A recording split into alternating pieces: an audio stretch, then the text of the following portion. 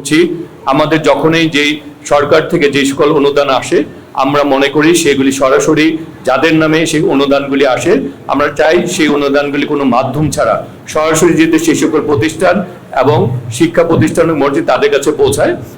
এটির মধ্যে হয়তো সেতু বন্ধন করে আমাদের ওয়ার্ড বিএনপি থানা বিএনপির নেতৃবৃন্দ তারা এই কাজটি যাতে সুন্দরভাবে সম্পন্ন হয় তাদের সঙ্গে করেন, কিন্তু তারা কিন্তু সকলেই চান যে যারা যে প্রতিষ্ঠান যেই অনুদানটি সরকারে পাচ্ছে তাদের যাতে সরাসরি সেটি তাদের কাছে পৌঁছায়।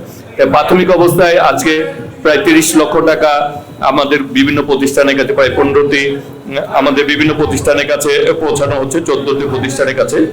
আরো প্রায় আমাদের এর মধ্যে আবার প্রায় 90 লাখ এবং টাকা রয়েছে। আগামী দিনে আমরা বিশ্বাস করি এই বছরের মধ্যেই আমরা আমাদের বেশিরভাগ শিক্ষা প্রতিষ্ঠান এবং মসজিদ মাদ্রাসায় আমরা সরকারি অনুদান ইনশাল্লাহ পৌঁছাতে পারবো। আর আমাদের সর্বোচ্চ ইচ্ছা রয়েছে, আমরা কাজ করে চলছি এই এলাকার উন্নয়ন। আপনারা জানেন ইতিমধ্যে মুগদা হাসপাতালকে 500 শয্যা থেকে 100 শয্যাবিষ্ট করা হয়েছে এবং বিগত কয়েকদিন আগে অর্থ মন্ত্রণালয়ে ছাড় হয়েছিল। আজকে আমাদের এই যে স্বাস্থ্য মন্ত্রণালয় থেকে আমরা আজকে আবার চিঠি পেয়েছি, গভর্নমেন্ট এটাকে এই ছাড় হয়েছে, অর্থ ছাড়, এবং গভর্নমেন্ট এটিকে অনুমোদন দিয়েছেন। সুতরাং এই 500 থেকে 100 শয্যা হাসপাতাল করতে গিয়ে আর কোনো আইনগত বাধা বিপত্তি নাই। সুতরাং আমরা মুগদা হাসপাতালকে 500 থেকে 1000 শয্যা হাসপাতাল উন্নীত করতে পেরেছি। বাকি সুযোগ সুবিধা ইনশাল্লাহ করতে পারবো। আমরা এই এলাকায় বিশেষ করে কমিটি সেন্টারগুলি যেগুলি রয়েছে এগুলি অচিরেই এই উন্নয়ন কাজ শুরু হবে, টেন্ডার করে এগুলি উন্নয়ন করা শুরু হবে। আমাদের যেই দীর্ঘ 2 বছর প্রায় একটি মাঠ বন্ধ ছিল, কদমতলা বালু মাঠ, সেই মাঠটির উন্নয়ন কাজ শুরু হয়েছে, সেটিও এই বছরের মধ্যে আমরা সমাপ্ত করতে পারবো। এছাড়া আমাদের বিভিন্ন জায়গায় আমরা আজকে দীর্ঘ প্রায় 3 ঘন্টার উপরে আমাদের ত্রিমোহনী যে সেতুগুলি রয়েছে, ত্রিমোহনী 2টা সেতু, কায়েতপাড়া এবং ত্রিমোহনী সেতু, এছাড়া আমাদের স্টাফ রোডে যে রোডটি রয়েছে 2 লেনের, সেটিকে 4 লেন করার জন্য আজকে আমরা সড়ক পরিবহন, আমাদের সিটি কর্পোরেশন, বিআরটিএ, আমাদের তারপরে হচ্ছে রাজু, সবগুলি সংস্থার সর্বোচ্চ পর্যায়ে সচিব থেকে শুরু করে চিফ ইঞ্জিনিয়ার থেকে শুরু করে সর্বোচ্চ পর্যায়ের আমরা কর্মকর্তা দিয়ে দীর্ঘ প্রায় 3 ঘন্টার উপরে মিটিং করেছি। সেই জন্য আমার একটু বেশি দেরি হয়ে গেছে।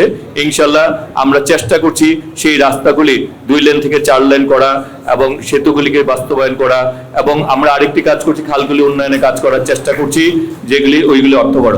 সিটি কর্পোরেশনে আসলে অর্থের তাদের রাজস্ব খাতে অর্থের পরিমাণ কম, সেই জন্য সিটি কর্পোরেশনের ফান্ডে টাকা না থাকাতে আমাদের রাস্তাঘাটগুলি আমরা উন্নয়ন করতে পারছি না।